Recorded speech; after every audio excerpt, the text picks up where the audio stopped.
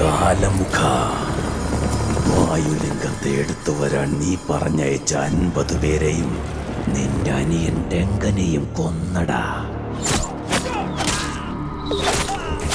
എല്ലാവരെയും തീർത്തിരിക്കുന്നു.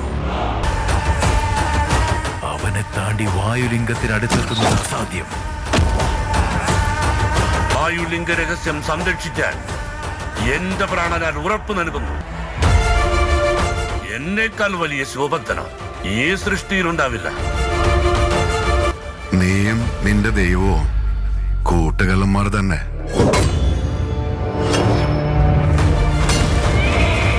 ശിവ എന്ന് നീ മനസ്സുരുകി വിളിക്കേ. അത് ഈ ജന്മത്തെ നടക്കില്ല. നീ അത്രയ്ക്ക് സാമർഥ്യശാലിയോ?